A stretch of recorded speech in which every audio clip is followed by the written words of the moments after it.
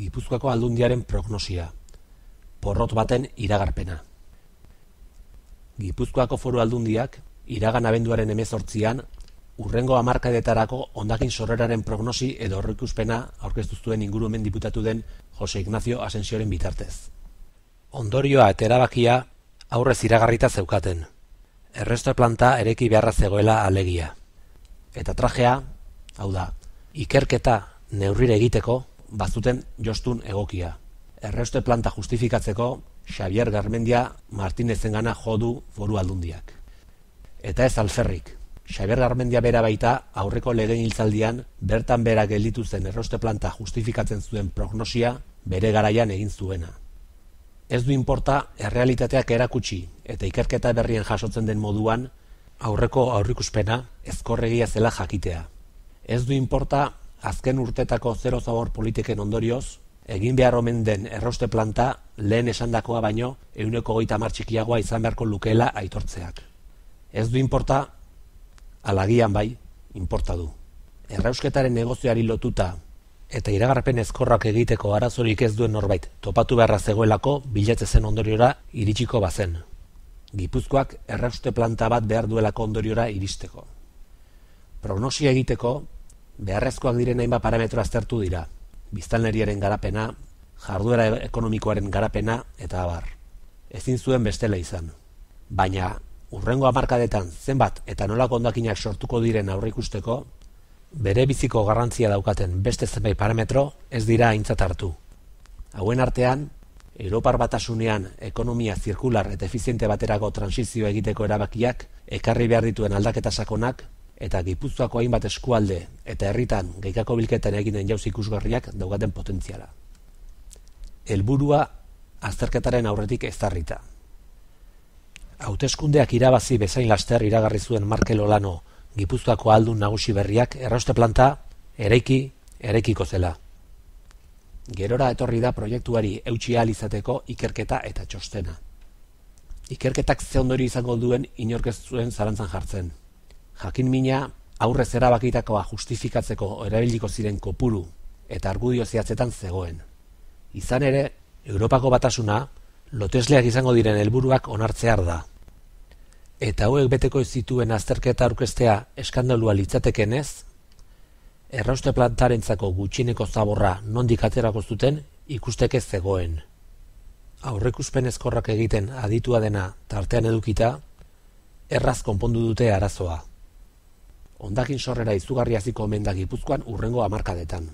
Birziklapenean aurrera egin arren, errauste plantak behar beste bazka ziurtatuta edukiko du. Kudeaketaren porrotaren iragarpena.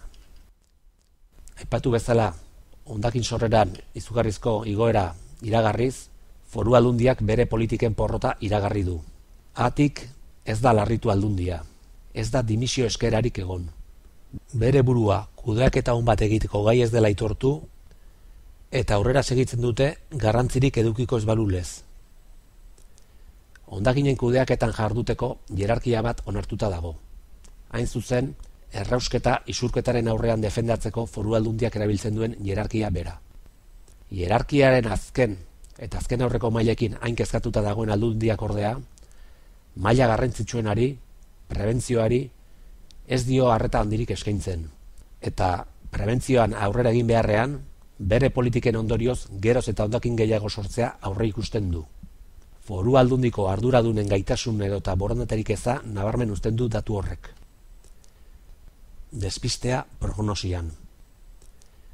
Edozein aurreikuspen egiteko, ezinbestekoa da aurreikuspen horretan eragin nabarmena izan dezaketen faktore guztiak identifikatu eta kontuan hartzea. Foru Aldundiarentzat, aurreikuspen ezkorrak baikor bihurtuko lituzketen bi parametro garrantzitsu oharkabean pasa dira. Europak ekonomia zirkular eta efiziente baterako abiatuko duen transizioa eta Gipuzkoan gaikako bilketan eginen aurrerapenean geratzen den potentziala. Azter ditzagun. Europak ekonomia zirkular eta efiziente baterako abiatuko duen transizioa. Baliteke, Foru Aldundiko arduradunek birziklapen helburua finkatzeko Europak eskuartean darabilzkin balioak hartu dituztela esanez, baieztapen hau baliorik gabe utzi nahi izatea. Baina Europan planteatzen ari den aldaketaren nondinorakoak ezagutzen dituenak, Badaki, politikarien ohiko zurikeria zarago doazen neurri sakonetaz diharduela, benetako aldaketaz. Europan eztabaidan dagoena ez da mugatzen birziklapen tasa erakargarri batera. Produktuen diseinuan eragitean, produktuen bizitza luzatzean, desmaterializazioan, iraungipen programatuaren aurkako neurrietan, trazabilitatean eta materialen ekonomia ereduan eragiten duten funtsesko beste hainbat mailatan eragiteko neurri eraginkor eta lodesleak dira erabakitzen ari direnak. Honek eragin nabarmena edukiko du sortuko den hondakin kopuruan eta hauen ezaugarrietan. Hondakin kopuruak bera egin behar du, eta ez gora. Erabili eta botatzeko kultura errotik aldatu eta material eta produktuen bizitza luzatuko da, material beharrak eta sortutako hondakin kopurua murriztuz. Hondakin kopurua murrizteko bada indarrean jarri nahi den printzipio garrantzitsu bat. Ekonomia hazkundearen eta hondakin sorreraren arteko korrelazioa apurtu nahi da. Foru Aldundiaren prognosian aldiz, ekonomia jarduera eta hondakin sorreraren arteko erlazioa kalkulatzeko iraganera bakarrik begiratu dute, aurreikus daiteken aldaketa garrantzitsu hau kontutan izan gabe. Produktuen diseinuan, produktuak birziklagarriagoak izan daitezen, Europan arautu nahi diren aldaketek ere, eragin nabarmena izango dute geratuko den errefus kopuru eta honen izaeran, baina hori hurrengo puntuan aipatuko dugu. Gipuzkoan gaikako bilketan egin den aurrerapenean geratzen den potentziala. Sinestezina bada ere, gaikako bilketan Gipuzkoako herri askotan izaniko esperientzia mundu mailan eredutzat aipatua den honetan, Gipuzkoako aldundiak ez du inondik ere aipatzen bere azterketan. Ez ikusiarena egiten du. Hamarnaka herrik 170 gorako gaikako bilketa daukate, eta 180 gorakoak ere ez dira gutxi. Aipamen berezia merezi du 63.000 biztanleko debagoienako mankomunitateak. Zeinak bilketa sistema ezberdinekin 175 gorako gaikako bilketa erdietsita daukan. Herri hau denek oso denbora gutxian emaitza itzelak lor daitezkela erakutsi digute. Gaikako bilketa maila horrek ia abia puntua izan beharko luke. Borondate politikoa egonez gero, oso urte gutxitan emaitza hori Gipuzkoa mailan berdintzea posible litzatekelako. Eta ez, 30 urte barru erdiesteko helmuga. Oraindik ere, Gipuzkoan, gaikako bilketari dagokionez, errealitatea asimetrikoa da oso. Oso ondo ari diren herri batzuk daude, eta oso gaizki dihardutenak ere bai. Azken hauen emaitza kaskarra ez da saiatu eta porrot egitearen ondorio. Saioa eginez izanaren ajea baizik. Horrek, garbi adierazten du gaikako bilketan aurrera egiteko dagoen potentziala. Aipatzen ari garen emaitza hauek gaur egungo produktuekin eta gaur egungo materialen ekonomia linealean gertatzen dira. Baina kontutan izan behar dugu, ekonomia zirkular eta efizienterako aldaketa horretan, material birziklaezinak baztertuak izango direla produktuen ekoizpenetik.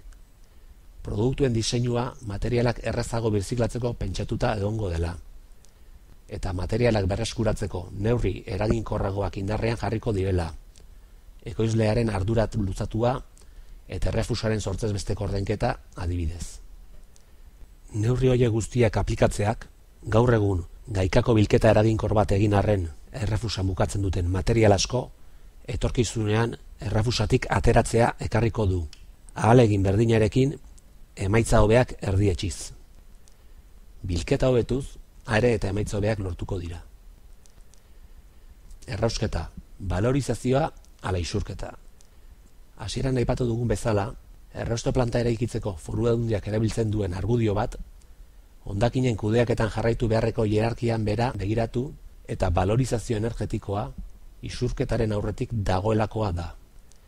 Horretan ez du arrazoirik falta, baina haien argumentazioa berrintzen duten garrantzi handiko zenbait ñabardura egin beharra dago. Efizientzia energetikoa. Aurreko puntuan aipatu dugun bezala, gaur egun errefusa bukatzen duten material askok horregoteari utziko diote. Errefusa bukatzen duten material horietako asko birziklatu ezin diren plastikoak dira. Zenbait plastiko motak materialaren nekea bezala ezaguna den fenomenoa jasaten dute. Hauek birziklatzen diren bakoitzean propietatea galtzen dituzte, eta ondorioz, ziklo gutxitan birzikla ezin bilakatu eta errefusa mukatzen dute.